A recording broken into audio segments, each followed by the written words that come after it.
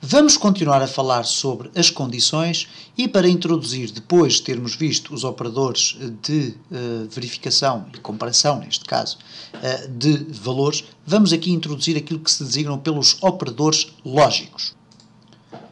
No vídeo anterior estivemos então a ver diferentes tipos de operadores de comparação e de relação. Isto é, operadores ou sinais que nós podemos utilizar para verificar se dentro de uma condição if o valor é verdadeiro ou é falso. Ora, pode acontecer que eu queira fazer mais do que uma verificação em simultâneo relativamente, por exemplo, ao valor de duas variáveis. E só se essas duas variáveis, ou se essas duas condições, melhor dizendo, forem verdadeiras, então será executado o código que está no interior da condição if. Vamos a um exemplo prático. Vamos imaginar que eu tenho uma string, ok? Vamos aqui escrever então string nome igual a João. E de seguida tenho int idade igual a 41. Eu quero avaliar nas linhas seguintes algumas condições. Ora, nós já vimos então aqui if idade igual, e nunca esquecer então dos dois sinais, igual a 41, então o que é que ele vai dizer? Vai colocar aqui simplesmente system.out.println verdadeiro. Ok? Caso contrário, else system.out.println falso. E, portanto, nada disto já nos é estranho, porque vimos no vídeo anterior o que é que estávamos a fazer. Estamos aqui a verificar se esta condição for verdadeira, vai ser executado este código. Caso contrário, se ela for falsa, vai ser executado o código que está no bloco else. Ora, se eu o executar agora, o que vai acontecer então é verdadeiro, uma vez que, efetivamente, idade é igual a 41. Mas vamos então imaginar que eu quero, para além da idade, verificar se o nome também corresponde àquele valor. Então o que é que eu vou fazer? Eu teria que colocar aqui nome igual a João, mas eu vou ter um erro. Porquê? Eu vou ter que encontrar uma forma de separar as minhas condições. Isto é, eu quero dizer analisa esta e analisa aquela. Então, neste caso, eu vou utilizar aqui uma agregação. Neste caso, um operador lógico de agregação, que é o i. Isto é, se este valor for igual àquilo e este valor for igual àquele outro, então vamos ter duas condições verdadeiras e será executado este código. Como é que eu vou colocar aqui? Vou utilizar dois i's comerciais, ok? Portanto, utilizando estes dois mecanismos aqui, ou estes dois caracteres, eu estou a associar aqui, nesta condição if, duas análises em simultâneo. Se a condição idade igual a 41 e a nome igual a João. Ora, o que é que vai acontecer nesta análise, ou como resultado desta análise? A instrução if, ou a condição if, vai analisar cada uma das circunstâncias que é colocada aqui em causa e vai devolver um resultado para cada uma delas. Neste caso vai analisar esta e vai perceber que ela é verdadeira. Vai analisar a seguinte e vai perceber que ela também é verdadeira. Então, o resultado desta análise é o seguinte. Se eu tenho duas condições, a primeira é true e a segunda também é true, então o que eu vou ter é um resultado global de true, isto é verdadeiro. Mas vamos imaginar que eu altero aqui o valor para 0 e tenho 40. Ora, neste caso, o que é que vai acontecer na instrução if? Ela vai analisar a primeira instrução que aqui está e vai resultar em false. E a seguir vai resultar em true.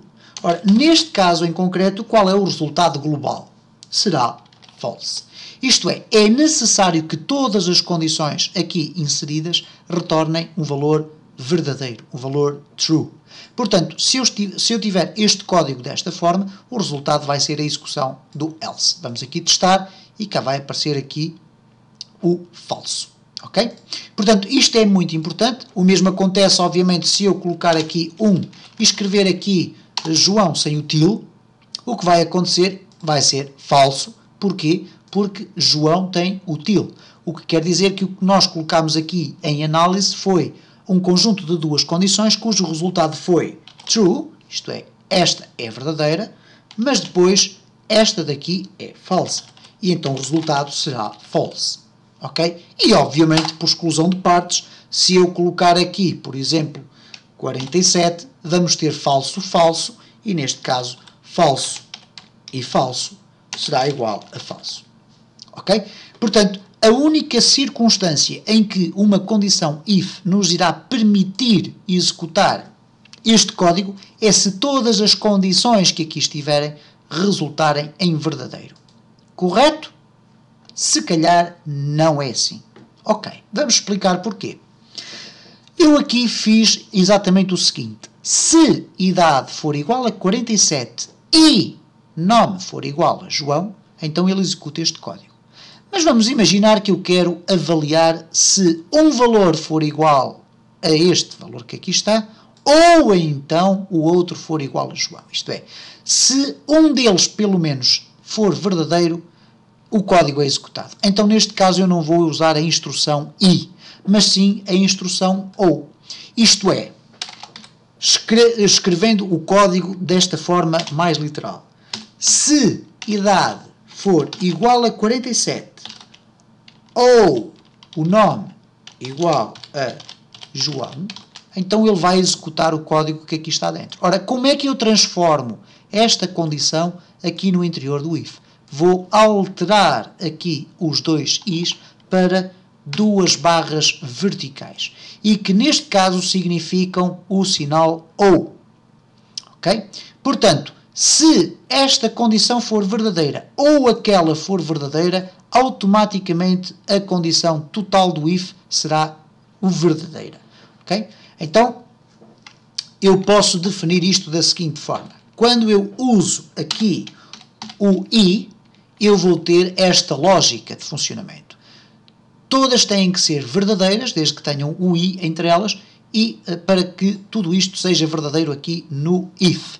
Se existir pelo menos uma que seja falsa, então está o caldo entornado, como diz o ditado, e não há resultado verdadeiro. Todas elas serão falsas. No entanto, neste caso concreto, se eu tiver true ou, neste caso eu vou aqui colocar, por uma questão de coerência, eu vou colocar assim, true e false, o resultado vai ser igual a true. Porquê?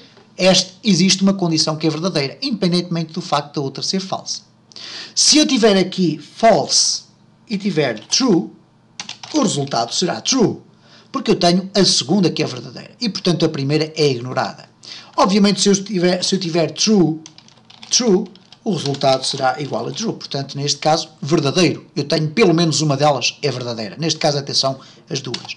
Obviamente que aqui eu terei depois uma circunstância particular, é que se eu tiver as duas condições falsas, o resultado será falso. Vamos aqui experimentar então esta circunstância, ok?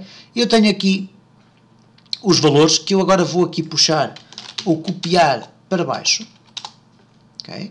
Vamos colocar aqui bem próximo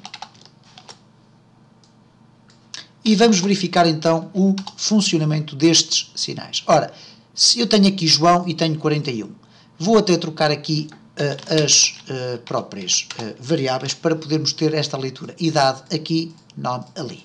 Vamos então verificar o seguinte. Se idade for igual a 47 ou o nome for igual a João, o que é que vai acontecer? O resultado é verdadeiro. Porquê? Esta condição é falsa, mas esta é verdadeira. Então, se eu executar, vamos ter aqui verdadeiro.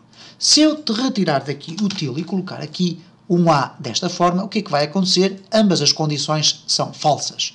Então, nesta circunstância, eu vou ter o resultado falso. Se eu alterar aqui para 41, eu sei que João não tem o til. Ora, se não tem o til, aqui é falso, mas esta é verdadeira. E, por conseguinte, eu vou ter aqui o sinal verdadeiro. Nos próximos vídeos iremos continuar a falar um pouco mais sobre estes aspectos, porque eles são fundamentais para o controle do fluxo do nosso código.